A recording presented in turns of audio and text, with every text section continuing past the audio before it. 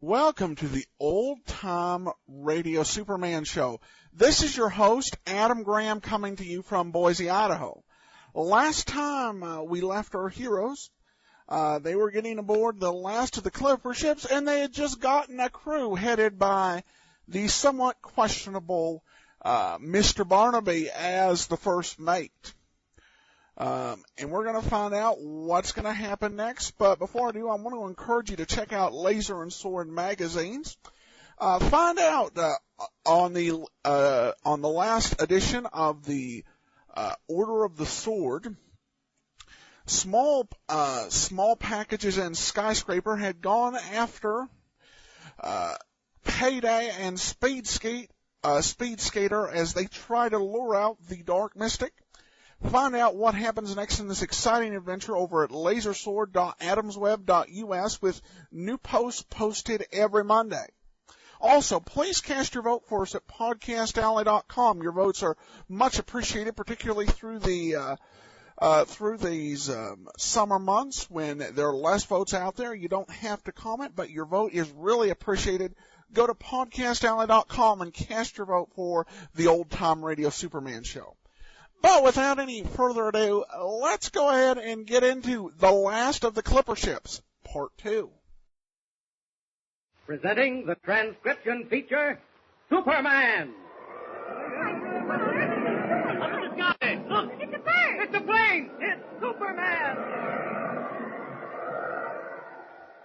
And now, Superman, strange visitor from the planet Krypton, who came to Earth with powers and abilities far beyond those of mortal men, and who fights a never-ending battle against crime and injustice, disguised as Clark Kent, mild-mannered reporter for a great metropolitan newspaper. In our last episode, we heard how Clark Kent and Jimmy Olsen were about to set sail for a cruise around the world on the Clara M, last of the old clipper ships. After Kent and Jimmy left Editor White to go aboard the boat, Teak Barnaby, a one-legged sailor, called on White and attempted to buy the Clara M at any price. Turned down, Barnaby stormed from the office. Meanwhile, at the waterfront, Clark Kent and Jimmy discover that Captain Hawkins of the Clara M is having trouble signing on a crew. For some strange reason, men refuse to sail on the Clara M. Kent and Jimmy leave, and then, on their return, find that a crew has been signed. Listen.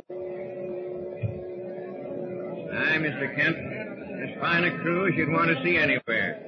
The first mate's actually been in sail back in the old days. You'll want to know him. I'll call him over. Oh, you mustn't mind his looks, and I wouldn't pay too much attention to his leg. His leg? Aye, it's wooden, you see, made of teak wood.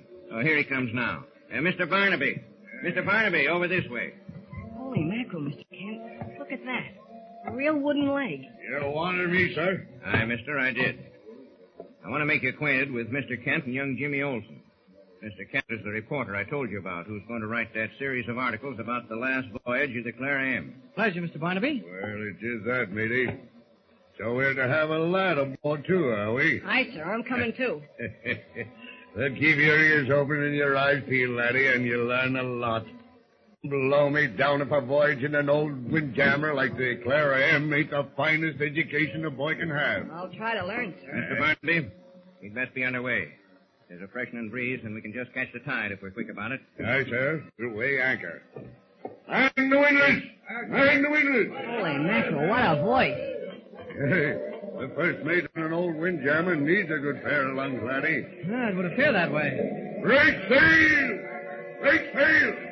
Push your back into your stiff throwing catfish. On the line there, you. All together now. Heave! Heave! Hey, you up in the mainsail. Up to it, man. Where away there. Where away? Scuttle me for a Chinese pirate. I've yet to see the likes of such a crew. Gosh, Mr. Kent, listen to him. Your sails are filling, Mr. Barnaby. Aye, sir. You on the wheel there. That's the answer. Aye, that's the answer. Well, we're on the way, sir. Take over, Mr. Barnaby. Your course is due south. Aye, sir.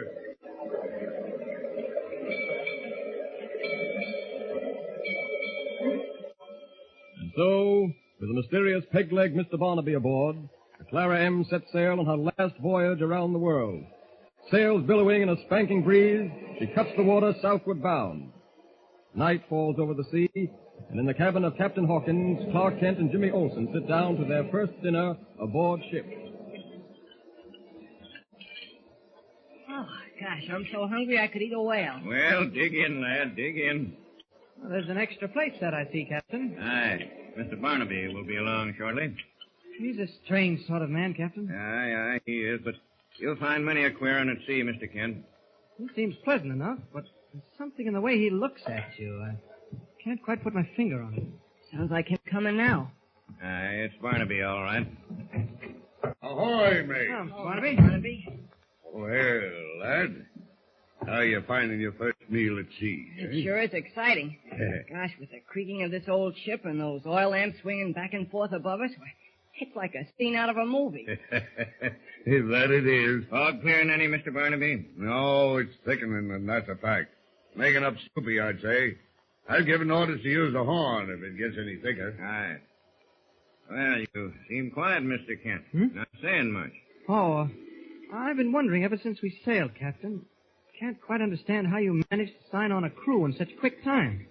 Especially when you'd been having such trouble getting a crew before. Well, as I explained to you, Mr. Barnaby and the rest of the men came along at that precise moment, all looking for berths. Aye, a piece of luck, I'd say.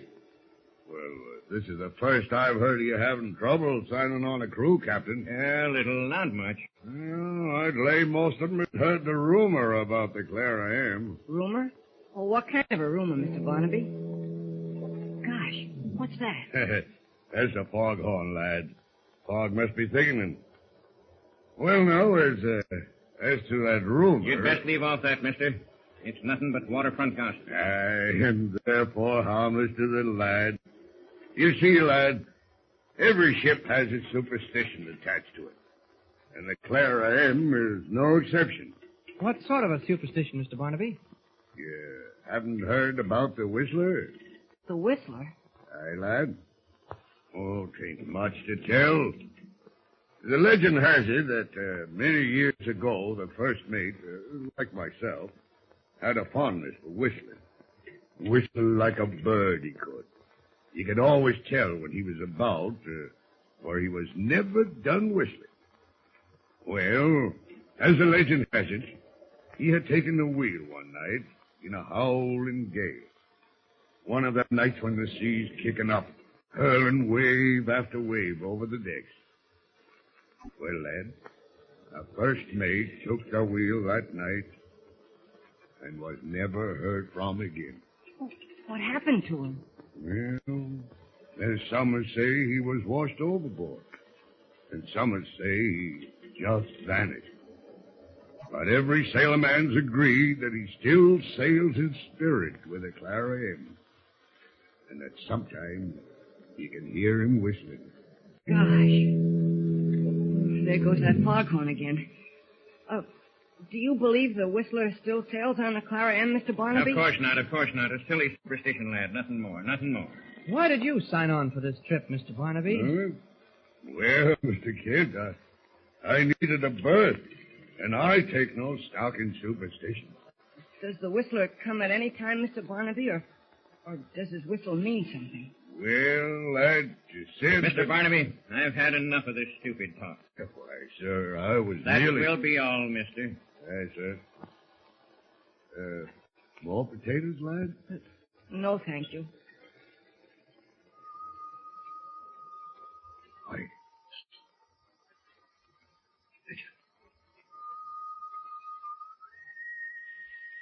Gosh, it's the Whistler. Nonsense, lad. It's just Whoever's whistling is standing right outside on deck. I suggest we... Wait, matey. He's moving off. Come on, follow me. If it's one of the crew, I want to know about it. You coming, Captain? Aye, I'll come.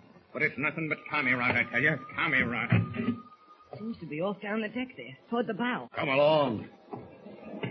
Can't see your hand in front of you in this fog. Whoever's whistling is getting farther away all the time. Let's hurry, mate.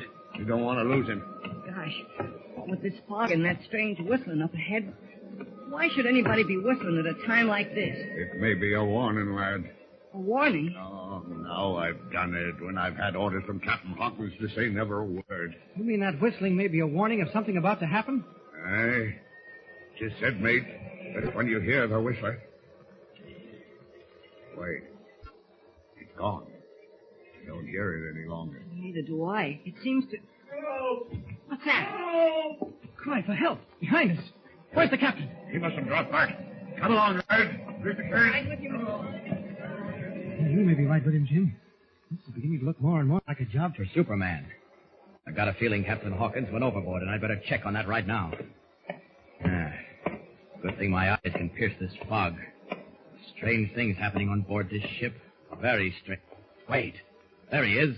Floundering in the water, astern of us. Only one thing to do. Skim out over the water and bring him back here on deck before he knows what's happened to him. Up, and away!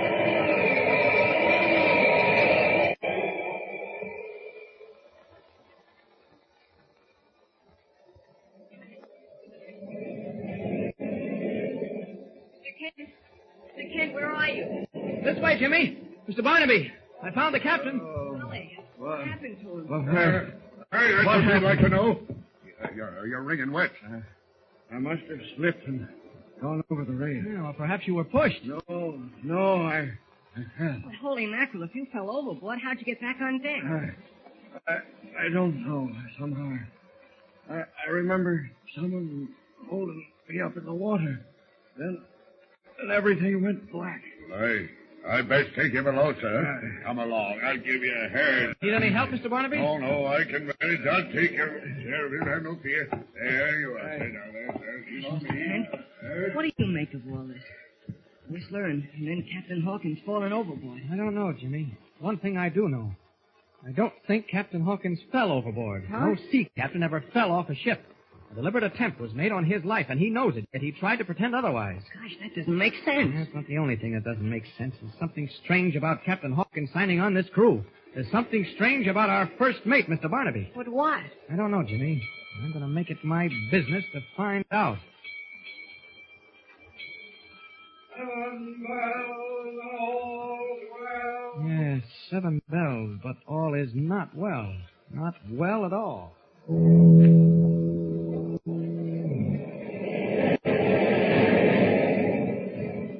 What is the strange mystery aboard the Clara M?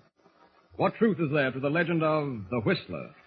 Strange and exciting adventures await our friends aboard the old clipper ship. So be sure to hear the next thrilling episode with Superman. Tune in the next thrilling installment of the transcription feature, Superman. Up in the sky, look!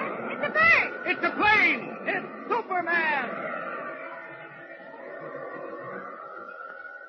Superman is a copyrighted feature appearing in Action Comics magazine. Welcome back. I'm beginning to spot something here. And there seems to be quite a few homages to Treasure Island in this story.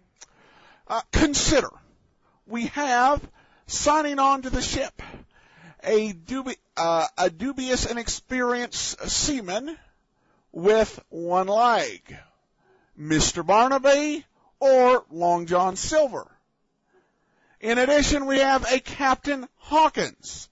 If you remember reading Treasure Island, which I would strongly recommend to anyone out there who has not enjoyed that piece of literature, the hero is named Jim Hawkins. So we have Captain Hawkins with a crew who led by a nefarious figure with a peg leg.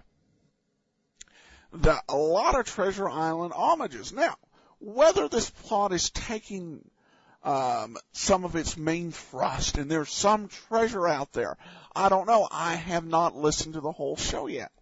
But we'll get another peek at how this plot will unfold on Wednesday when we'll listen to part 4.